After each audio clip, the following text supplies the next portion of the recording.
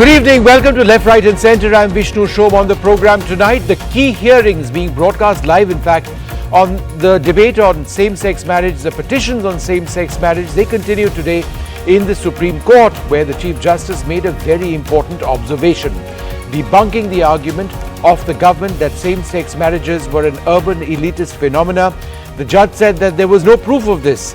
There are also various other aspects of the debate which came in, which is why in our top debate we have two key questions which we are asking. Same-sex marriage means adoptions will be allowed, and then there is also property rights. Besides so much more, is the denial of marriage, same-sex marriage, a denial of equal rights? And secondly, where's the data, asks the Chief Justice, on the argument raised by the centre that same-sex marriage is only for the urban elite? How do you attach class to something which is innate, which is the sexuality of a person? That's our first debate. Next up on the program, India is the most populated nation in the world now as per the latest United Nations data. India has a young population which has a huge demographic dividend, but with this dividend comes an enormous responsibility, the need to ensure jobs and economic growth to drive India's success as a nation. And finally, at little past half past the hour, my colleague Veera Raghav does a deep dive into the Karnataka election campaign with some key on-ground reports. All of that coming up. But first, let's take a look at our top debate. The entire debate on same-sex marriage being heard now in the Supreme Court. Let's take a look at some of the key arguments which were raised. We've got a fantastic panel and looking at every aspect of what this is all about. Well, joining us now, Utkarsh Saxena and Kotia, both of them who've been very closely following this case and sort of in court, outside court as well. Thank you both very much for being with us. I found it interesting that one of the observations, and Utkarsh, why don't you take this, or either of you take this, which happened in court today, was made by the Chief Justice when he said that there was no data to suggest that same-sex marriage was elitist and it was essentially an urban phenomenon. I asked this because this was an argument which had been raised. Now this is important because it sort of establishes the fact that it's at one level common sense. Homosexuality is not determined by geography. Completely. I think first there's no data on this, and there's a reason for why it's very difficult to collect data on this. I think we're talking about a minority, which is queer people broadly defined, where I think people hold themselves back. People are in the closet precisely because they fear discrimination on various aspects of life, right? So whether it's professional, personal, at the workplace, and therefore because from a very young age, and this has happened with both of us, so this is very personal as well, people suppress who they really are. And this is distinct from other minorities like gender, caste, religion, where your identity at least is public, from the time that you're born. So I think another thing that was said in court today was this is really fundamental to human beings. It's a very innate characteristic of human beings. And so, of course, this is not urban, this is not rural. It happens in villages, inside India, outside India. Many years ago, 20 years ago, perhaps the argument was that these are Western influences, that this is not Indian in some way.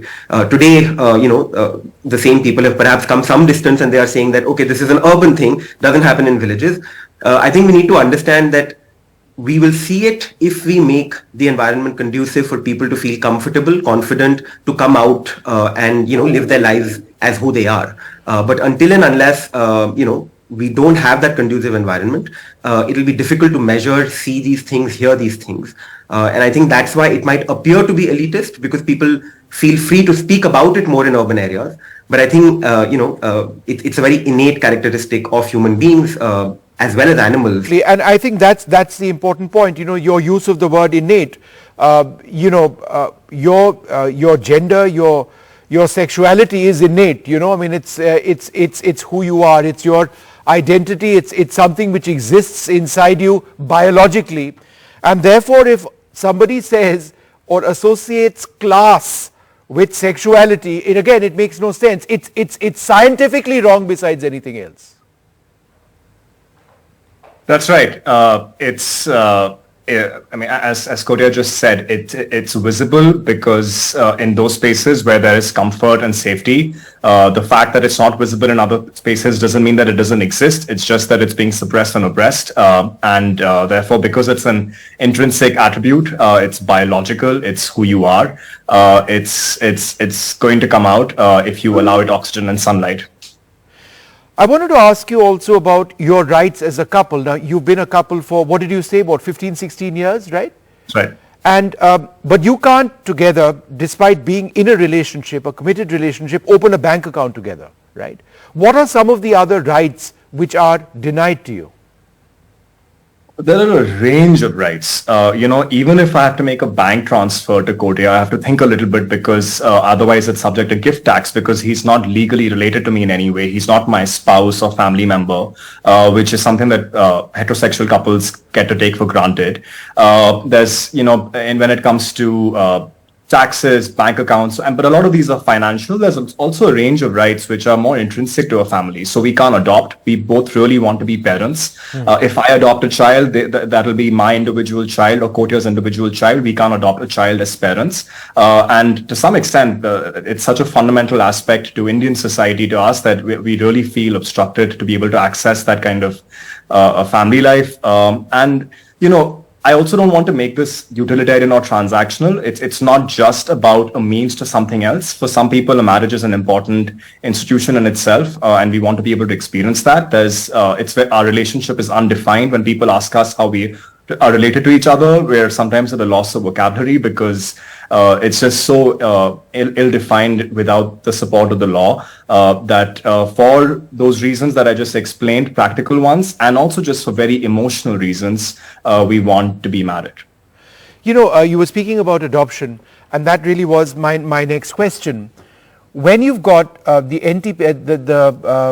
NCPCR, the National Commission for Protection of Child Rights, actually make the argument that no, it's not in the interest of children to be adopted by a same-sex couple who are married, and then providing data from America, it just seems that the data which is being provided to suggest that the psychological development or the development of this child would be affected, it just seems to me that that data is cherry-picked because there are so many other studies to indicate that children of a couple, same sex, who are married, are just like any other kid. In fact, in many senses, more well adjusted.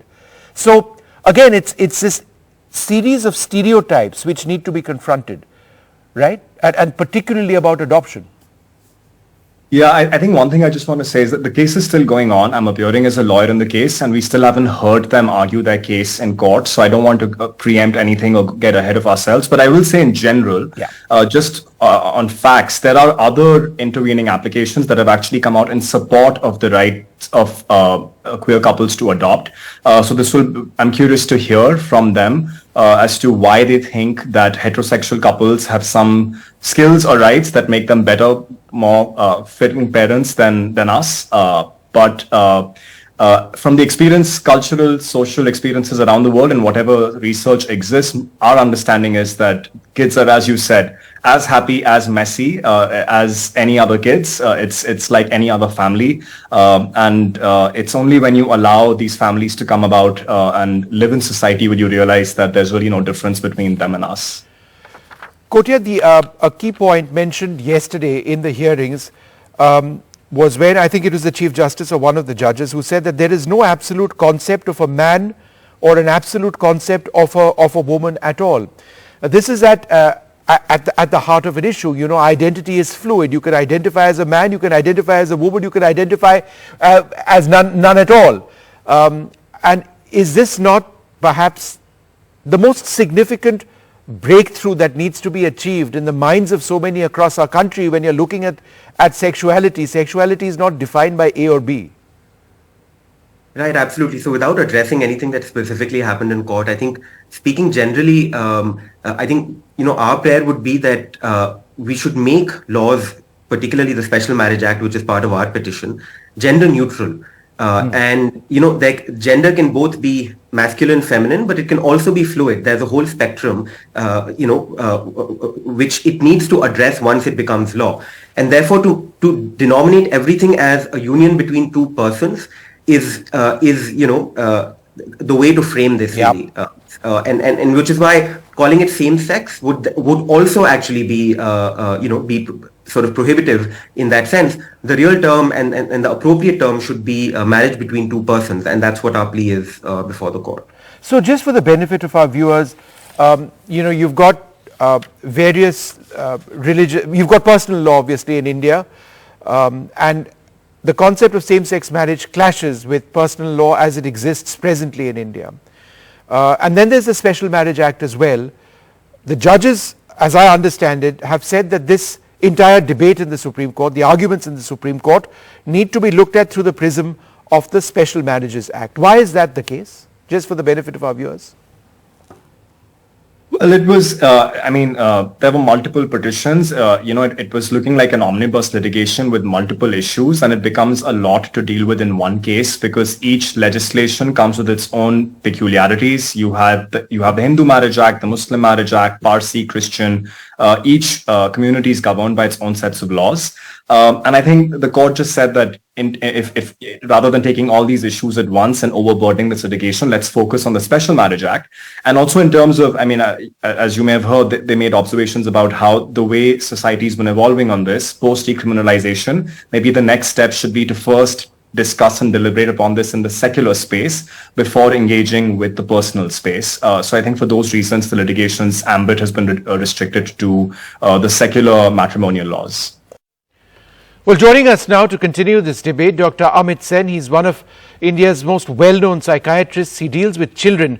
Deshratan Nigam, Advocate Supreme Court, Mihra Sood, Advocate Supreme Court, and Dr. Ruth Vanita. She's a retired professor and an author of Love's Right, Same-Sex Marriages in Modern India. Thanks very much for being with us. Dr. Sen, in your experience in sort of dealing with children who live with same-sex couples, there can't be same-sex marriages in India quite yet, is there any difference in the child? In fact, not at all. We have had a bunch of same-sex couples who have reared children for different reasons. As was said by the previous couple, one of them might have adopted a child. Some of them would have been in heterosexual marriages and then later realized that perhaps that is not their calling. In fact, they were being untrue to themselves and their partners, and therefore chose to break away and then got into the same-sex relationship, which was their calling, natural calling.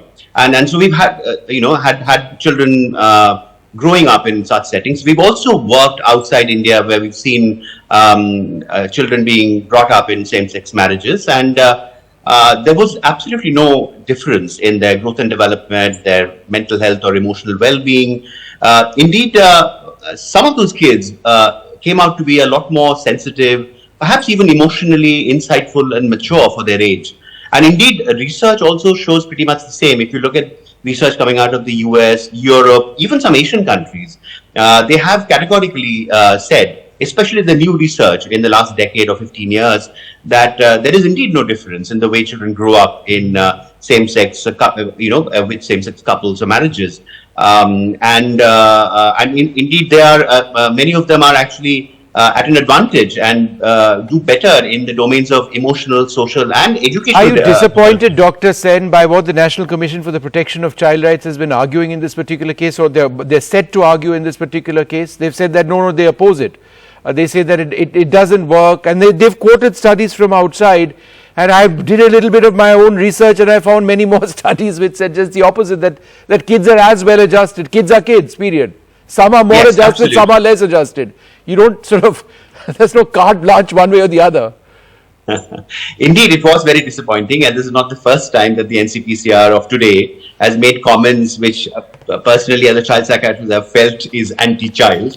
And indeed, yes, I'm surprised by what. So clearly, there's been an agenda there to go and dig into research work, perhaps which are much older, and dated, and then put it in front of the court or the community. Whereas if you actually do an unbiased search and the kind of material that you get, in both scientific journals or in more popular public media, you find that there are loads and loads of research studies that say pretty much the opposite. Indeed, it doesn't look bad at all for kids who grew up in same-sex families. Right.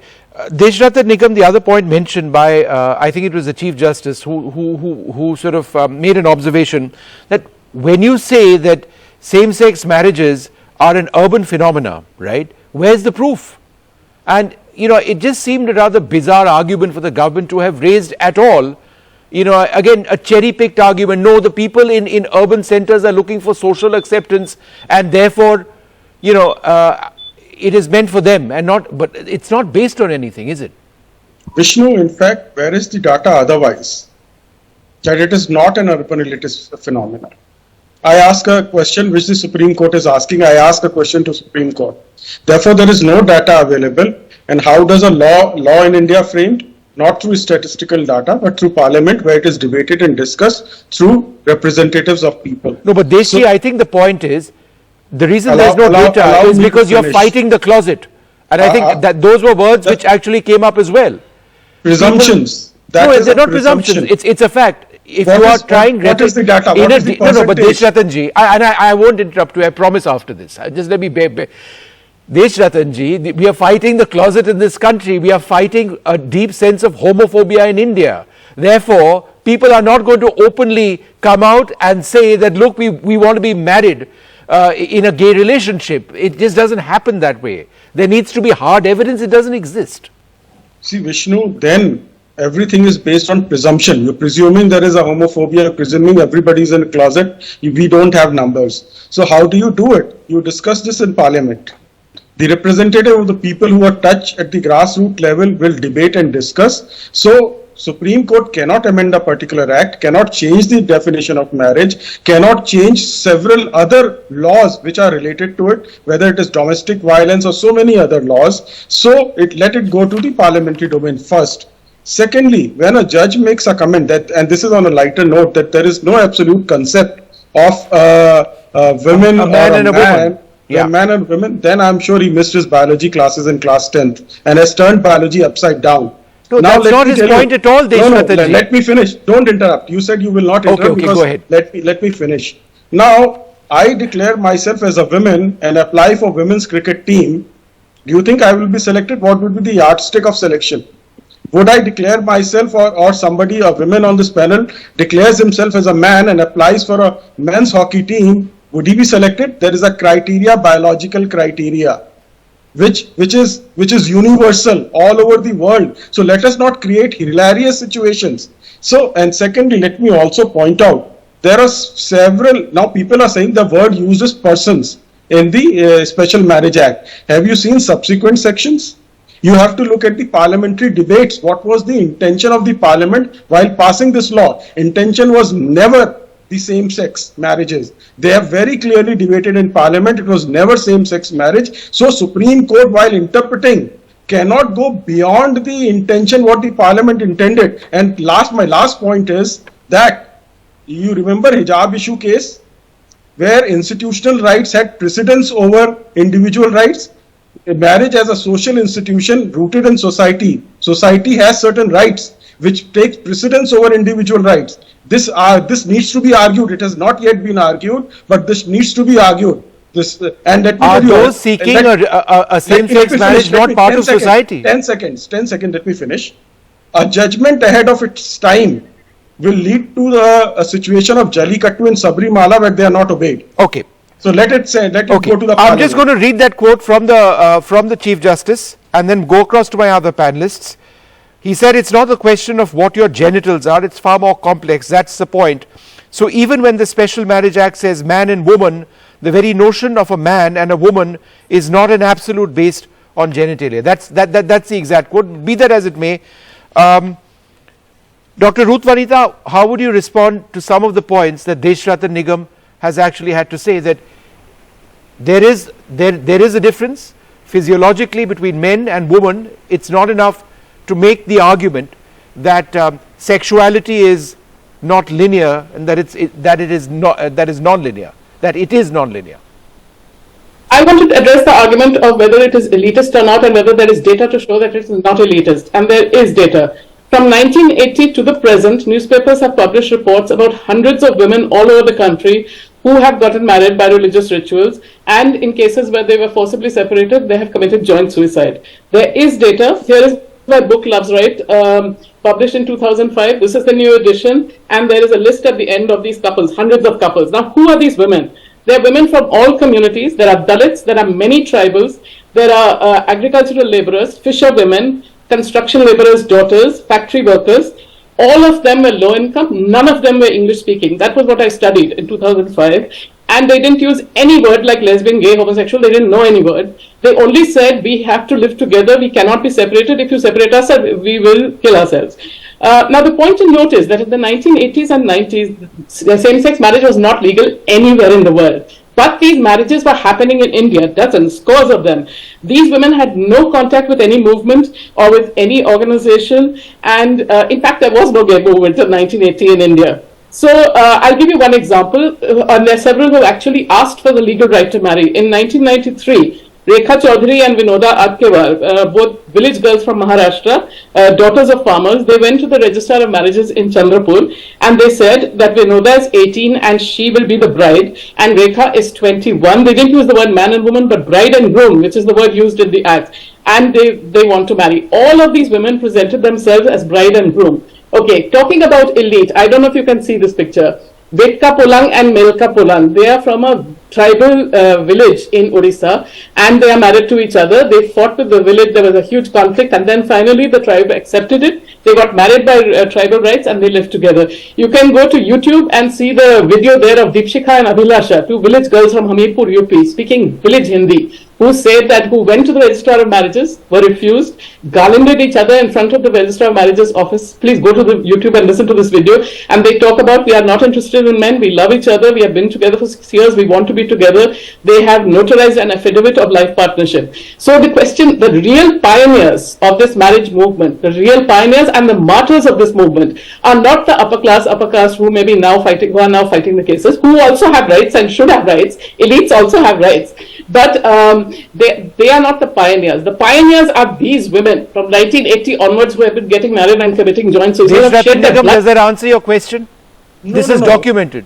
Let me tell you, few stories here and there does not give a universal It's not a few data. stories. Allow me, what was the database? How many lakhs of people Vanita, you did your participated? research on this. How many lakhs people of have people? you? How many lakhs of people have participated in it in a country of 1.4 billion? No, you. There are hundreds of cases I have, which is not an exhaustive list. 100 is not a sample size. 100 is not a sample size. No, madam. come on, In come a on, country Desh, like that India, you don't discredit her work. I mean, it is no, substantive. I am not. I am only saying, has India changed enough for such a law to come? If a law Okay, of so such that's a a law separate comes, argument. so that's what I'm saying. No, has That India has to- changed enough is I'd the like to- argument. I'd like to But respond I to don't that. think it's right to discredit No, her I'm not work and discrediting. the hundreds of examples which she's personally researched. No, I'm not saying this is making I'd of a like to law. respond to that. And how Meera, is half a law second. made? How is law made? If it is all over India, it is so pervasive. The member of parliaments will take up this issue. They Okay, don't all want right. to Okay, lose so this- we'll talk about that in a bit. Meera, go ahead. Yeah. Just a couple of points I'd like to make. I think Mr. Nigam is not appreciating the fact that there are fundamental rights involved here: the right to equality, non-discrimination, personal liberty, decisional autonomy, privacy. These are fundamental rights. So first of all, let's be clear that if a law violates fundamental rights, then it is not outside the purview of the courts to declare that law unconstitutional or to interpret it in a way that renders that law constitutionally valid. Okay, that is the job of the courts. That is not going beyond its remit. That is its remit. If the court did not do that, it would be abandoning its duty. Let's be clear, the protection of fundamental rights is not subject to what the majority wants. Right? Fundamental rights are a restriction on majoritarianism, are a restriction on legislative power, and they are to be enforced and implemented by the courts. Okay, so this is not a question of what is legislative freedom here and what is the purview of legislature. This is a question of fundamental rights. Let's not forget that. Okay, and because it is a question of fundamental rights, it is entirely irrelevant, this entire discussion on whether it is urban, elite, rural, non-elite is entirely irrelevant. There are petitioners, several petitioners who have come to the court. Some of them may be urban, some of them may be elite, some of them may not be. That's not the point. Their fundamental rights are being violated. They have a right to be heard. And the court is well within its duty to hear them and pass an order that would uphold their fundamental rights and render any existing laws compliant with the Constitution through interpretation or any other device insofar as is possible, or else strike it down. That's the job of the courts. Deshratan Nigam, last word to you before I go into a break. Why do you believe that it's not the right of the court? It is a matter of rights and an interpretation of rights. Yes. Vishnu, in fact, I was obviously aware of this aspect. That is why I said society's rights versus individual rights. The conflict, how do you settle that conflict? This issue had arisen in hijab issue. Institutional rights versus the fundamental rights of the institution versus the fundamental rights of individuals. So there the High Court took a different view. They said institutional right will supersede, although the matter is pending. Similar issues should be argued here, and I hope it will be argued, because everybody has rights. Society has a right to peace and stability. They don't want other complexities to arise, and there are various others. An amendment cannot be done on the basis of, the functions which actually are part of parliamentary domain. The Supreme Court wants to hijack it. No, it cannot. Please don't interfere. Please don't interfere. I never interfere if somebody speaks. And therefore, today it's not as simple an issue that there is no absolute concept of a man and a woman. Please understand there is. Biology says it. You can't prove it. That is why you call transgender the third gender. Man, women, and third gender. The courts, the arguments, they themselves are self-contradictory. You call yourself queer group, third gender, the man, women, and third gender. Then you say there is no distinction. What kind of a self-destructive argument this is? There is no distinction as in what? There is no distinction. We are all equal, or we should all be equal in the eyes of the law. That's the argument. No, that's fine. That's fine. But again, I am saying the law needs to be discussed in Parliament. Suppose the Parliament passes such kind of a law, it will have acceptance. I think Desi, respectfully, the fact is it is being heard. I mean, the court doesn't appear to thus far have subscribed to that argument. So it is going to be, there's going to be a judgment one way or the other, perhaps as early as a couple of months from now by the looks of it. We'll take a short break. I'd like to thank you all very much for joining us on this landmark issue which has come up in the Supreme Court, the issue of same-sex marriage in India. Up after the break, India now officially the most populated nation in the world. It is a demographic dividend, but with it, it means a lot of work in terms of job creation. What do the statistics say? That's up next. Also a deep dive into Karnataka, the run-up to the elections with my colleague Veera Raghav out on the field with some big newsmakers. That's up next.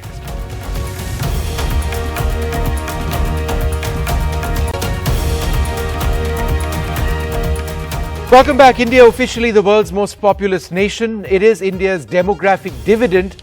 Let's see what the United Nations has to say, because it's good news at many levels, but it also means a challenge at some other levels. So we are the world's most populous country now. India's population is 142.86 crores versus China's 142.57. So India has now gone ahead of China, says the UN. 68% of our population is between 15 and 64 years of age. That is the demographic dividend. It is these young people which will really drive India's economy and our country in so many ways, but they'll need jobs, they'll need a higher per capita income, they'll need a higher GDP, they'll need social stability in India, and they'll need better education. India's population is projected to start declining from 2060 onwards. But there is in all of this an imbalance in the population explosion of India. Of every 100 babies born, almost 49 will be born in the 4 North Indian states, 22 in Uttar Pradesh, 12 in Bihar, 7 in Madhya Pradesh, and 7 in Rajasthan. 5 southern states together contribute only 16 babies out of every 100 that are born. Now, when you compare India with China, China faces a demographic decline as birth rates plunge and workforces age. So that's true also of several countries in Europe and Asia. They can also expect a demographic slump.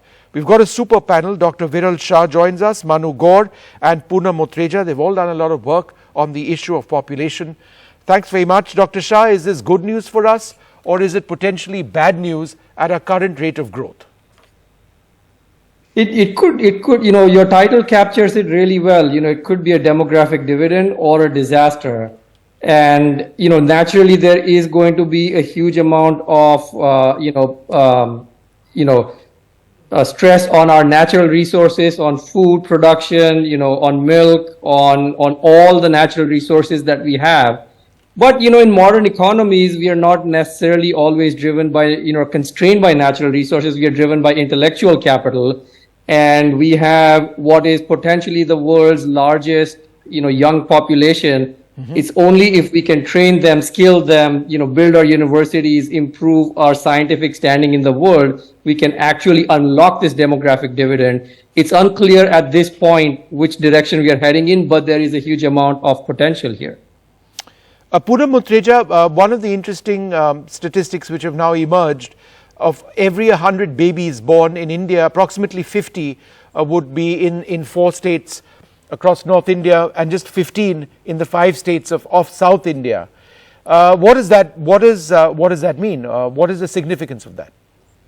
So there is a north-south divide here, and the fact that the South has invested in education, better governance and health services means that they have benefited from development, and fertility has gone down. But in the North, where we didn't invest in education, especially of women, where there are huge gender inequalities, health systems, the governance, the investments are low and the governance isn't good, they have unfortunately landed themselves in a situation where they have many more babies which they can ill afford. But if you look at the average for India, families do not want more than 2 children anymore. In fact, 1.8 is what the NFHS shows. And so the lesson for us is that in the North, we need to invest in women's education, women's empowerment. We need to give family better health services, but within that, access to family planning. And the government of India recently, in 2017, rolled out a program called Mission Parivar Vikas, where 146 low fertility, high fertility districts with very poor indicators, they just reached good quality family planning services to the doorstep of women. See, they need it, so they used it. And NFHS 5 shows fertility declined quite a lot in both Bihar, in UP and other districts, so now they're scaling it up. Right. So the investment in people is what is needed. And it shows that North needs to invest more. Manu Gaur, poverty has come down dramatically in India. Healthcare services have improved dramatically as well. This is stating the obvious. Education has improved, but I think in all categories, we obviously want to do a lot better. But is this demographic dividend that we are talking about now largely a result of successes that we've had in the 3 areas that I've spoken about? Poverty, healthcare, poverty reduction, healthcare and education. हमारे देश में पहला BPL सर्वे, first BPL सर्वे 1961 में हुआ, जिसमें 19 करोड़ जो हैं लोग हमारे देश में वो बिलो पॉवर्टी लाइन थे। 2011 के सेंसस में वो बढ़कर 36 करोड़ हो गए। उसके बाद पॉवर्टी डिक्लाइनिंग शुरू हो गया। पॉवर्टी जब बीपीएल सर्वे होता है तो किन पैरामीटर्स पर होता है? डेली वेजेस पे हम क्या एक्सपेंडिचर पर मेंबर पर फैमिली कर सकते हैं, या उनके घर में पावर कनेक्शन है, अपना घर है, या उसमें सैनिटेशन की फैसिलिटीज हैं, उसमें गैसेस हैं, तो ये सारी, उनमें घर में टेलीविजन्स हैं। ये सारा पॉवर्टी रिडक्शन इसलिए हुआ क्योंकि जो वेलफेयर स्कीम्स गवर्नमेंट के द्वारा चलाई गई, जिसमें हर घर में इलेक्ट्रिसिटी पावर, हर घर में उज्ज्वला योजना से गैस के कनेक्शंस, तो लेकिन अगर आप वहीं इंटरनेशनल पैरामीटर्स की बात करें तो हमारे देश में जो पर कैपिटा इनकम अगर बिलो पॉवर्टी लाइन की हम बात करें तो उसके हिसाब से इंटरनेशनल पैरामीटर्स के हिसाब से बहुत कम है। अगर हम इंटरनेशनल पैरामीटर्स की बात करें तो आज भी हमारे देश की आधी आबादी जो है वो बिलो पॉवर्टी लाइन ही काउंट होगी। उसके अलावा जो बात हुई इन्वेस्टमेंट की, 1974 3 lakh crore rupees government of India ने फैमिली प्लानिंग प्रोग्राम्स पे इन्वेस्ट करे हैं, जिसकी रियल टाइम वैल्यू आज 30 लाख करोड़ से भी ऊपर है। मतलब एक साल का revenue generation government of India ने फैमिली प्लानिंग प्रोग्राम्स पे इन्वेस्ट किया है। दूसरी चीज बात आती है एजुकेशन में। एजुकेशन की बात यह है कि दुनिया की टॉप 250 यूनिवर्सिटीज में इंडिया की कोई यूनिवर्सिटी नहीं है जी। हम लोगों ने सर्व शिक्षा अभियान के तहत हर घर में, हर गांव में स्कूल खोले प्राइमरी एजुकेशन के लिए, लेकिन क्या उन सरकारी स्कूलों में क्वालिटी एजुकेशन अवेलेबल है? क्या हम अपने बच्चों को वहां पढ़ाना चाहेंगे? तो किस बात आती है हेल्थ की, हेल्थ में इन्वेस्टमेंट की। तो हेल्थ में investment during Covid beds available नहीं थे, ऑक्सीजन सिलेंडर्स अवेलेबल नहीं थे, मेडिसिन अवेलेबल नहीं थी। इससे हमारे हेल्थ स्ट्रक्चर का पता चलता है। रीजन क्या है? रीजन इस चीज का सबसे बड़ा है क्योंकि हमारे यहां पर हर चीज में, हर सेक्टर में सप्लाई और डिमांड का रेशो मिसमैच। हमारे यहाँ हर फील्ड में डिमांड, हमारे यहाँ हर फील्ड में डिमांड ज्यादा है और सप्लाई अकॉर्डिंगली कम है। Okay, I'd just like to, Manuji, I'd like to sort of interrupt over here because what I'd like to do is actually play out this soundbite of what the India representative of the UNFPA, who really worked on this report, Andrea Voynar, had to say. Let's listen in. Today, UNFPA, the United Nations Sexual and Reproductive Health Agency, launched its flagship State of World Population Report, titled 8 Billion Lives, Infinite Possibilities, The Case for Rights and Choices. The report identifies rising population anxiety and urges a radical rethink of how countries address changing demographics. As per the projections of the World Population Prospects cited in our report, the projected population of India is 1.4286 billion, and China stands slightly less at 1.4256 as of July 2023. So India's population is likely to surpass China's population this month and may have already done so. Human reproduction is neither a problem nor a solution. Family planning should never be used as a tool for achieving fertility targets. It should rather be a tool for empowering individuals. And when we invest in people through health, education, and job creation, and put gender equality at the heart of population policies, nations are better able to deal with economic, environment, and other challenges. India's story is a powerful one. It's a story of progress in education, public health, and sanitation, economic developments, as well as technological advancements. As the country with the largest youth cohort, its 254 million youth can be a source of innovation, new thinking, and lasting solutions. If women and girls are equipped with equal educational and skill-building opportunities, access to technology, and most importantly, with the information and power to fully exercise their reproductive rights and choices, the path to prosperity will be greatly widened. All right, very positive words over there on what the future for India can be if we actually enable that to take place. We're going to turn our attention to the Battle of Karnataka. The BJP party chief JP Nadda campaigned for the incumbent Chief Minister Basavaraj Bommai, who filed his nomination today from Shigaon. This even as the party downplayed the damage to the Lingayat vote bank after the exit of the former Chief Minister Jagdish Shettar, who has now joined the Congress. Meanwhile, the Congress leader and Mr. Siddaramaiah filed his papers from the Varuna constituency, from where his son is a sitting MLA. My colleagues Srija and Veera Raghav have the details.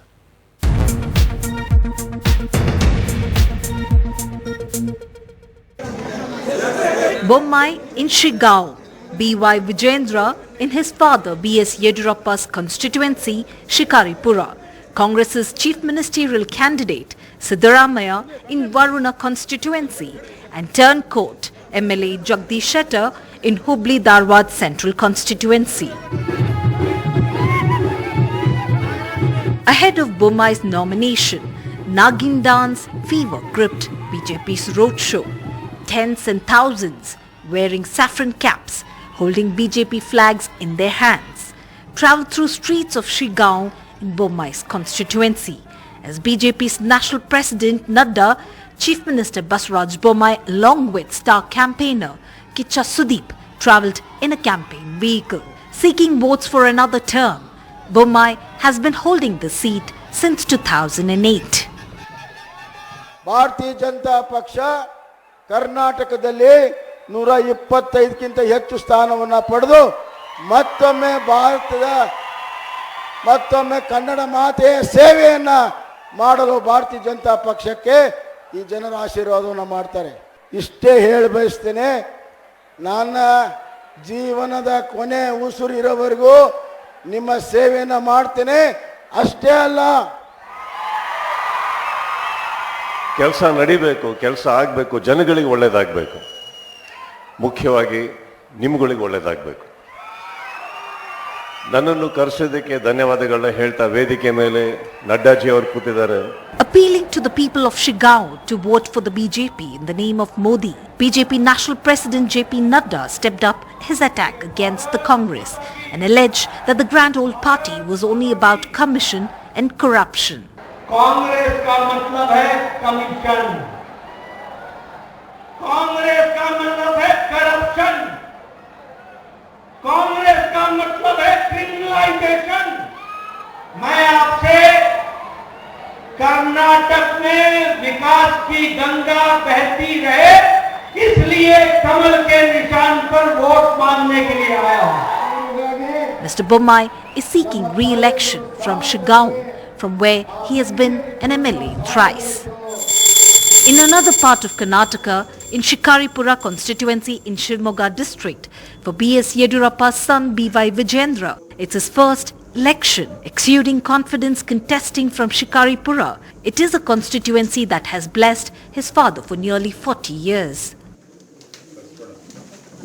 Simply because Bharatiya Janata Party is not dependent on few leaders. This is a party based on cadres. Cadres are our strength. They are the strength for the party. So BJP is absolutely, they are not dependent on few leaders.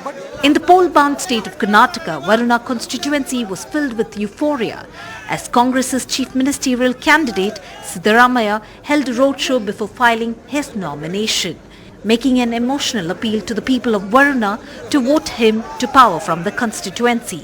He played the last election card to seek votes. This will be his last elections. ಚುನಾವಣಾ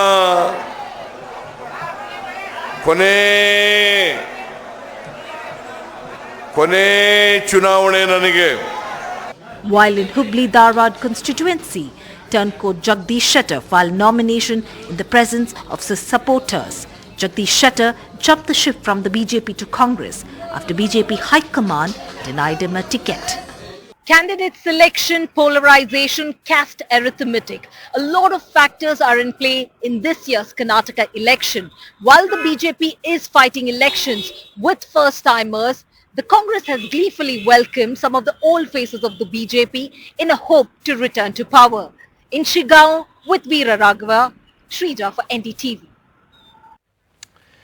Well, let's go across now to my colleague Veera Raghav, who joins us. Veera Raghav, it's now the campaign in full flow. What do you think is going to be perhaps the defining feature of this election for the three parties? What's the principal theme? We are here at the iconic Rani Channamma Circle in Hubli city. This is part of the Hubli Dharwad central seat where Jagdish Shettar walked out of the Bharatiya Janata Party and filed nominations as a Congress candidate in a seat that he has represented from 1994. Really, Vishnu, in terms of the issues faced by the three parties, they're three very different issues. As far as the Bharatiya Janata Party is concerned, it's about combating dissidents and anti-incumbency, and also whether it can evolve from an old narrative to a new narrative, from the Karnataka model to the Gujarat model, and go beyond the 112 seat mark, as observers point out. As far as the Congress is concerned, it's about keeping its two regional satraps, the power horses leading the party in this election, DK Shivkumar and Siddaramaiah, in check and in cohesion with each other, avoiding any friction within.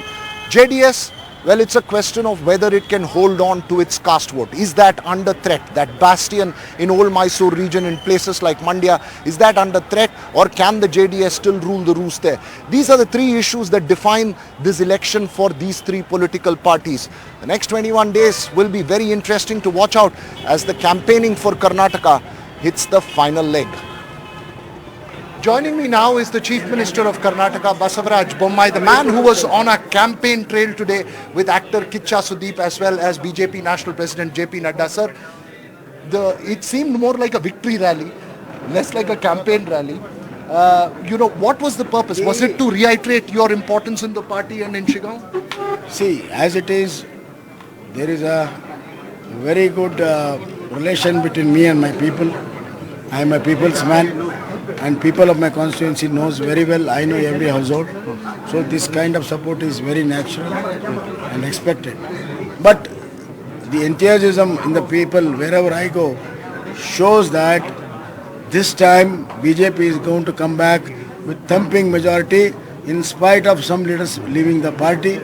In spite of all things are happening, people are with us, my workers are with us, and we're going to come comfortable with that. Okay. What about the issues of dissent within? You have Jagdish Shettar going out of the party. There is a sense that there are many different camps in operation in Delhi. Is that true? No. There are no camps. There is only one camp, that is BJP camp. And BJP, with our leader Narendra Modi ji, has got certain principles. We go by principles, and we don't change our principles from one election to another election. So there will be some kind of heartburn to somebody when such principles are operated. This is nothing but natural. But our party has got a capacity to digest all this, because our strength is the people, our strength is the leadership of Narendra Modi ji and our workers. True, sir. My last couple of questions. One is on the corruption allegations that are there. Sir. What do you? Yes, last question, sir. Sorry. In terms of the allegations that are there, in terms of corruption and all those issues that's there, do you feel that you inherited the problems and it's not necessary? You've become the face of it. Is that? See, Congress has lost its credibility as far as clean image. When Congress was in government 2013 to 18, there are too many skeletons in Congress cupboards about corruption.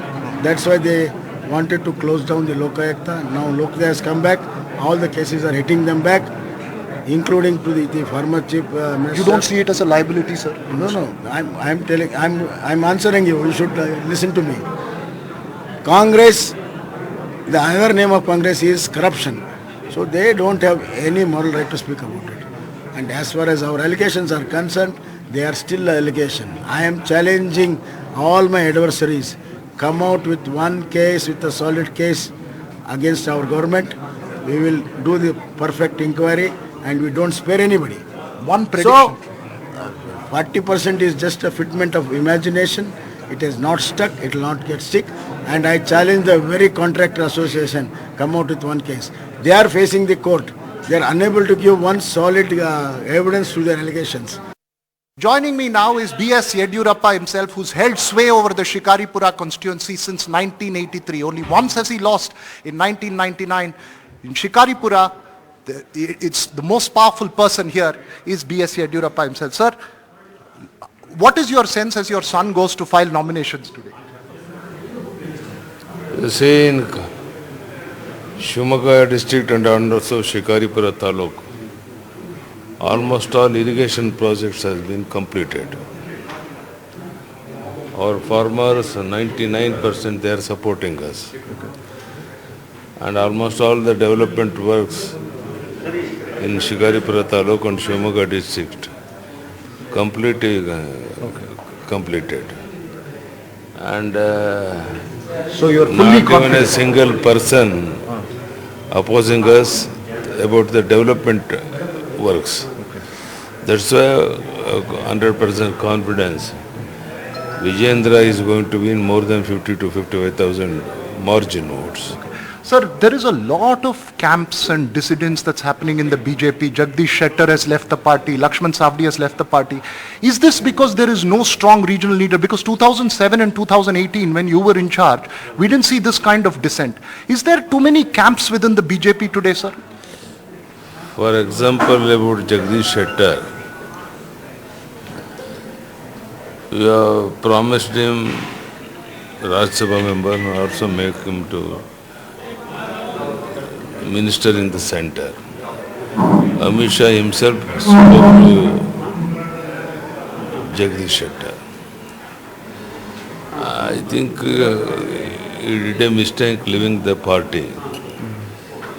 We have wholeheartedly supported him in almost all the every time.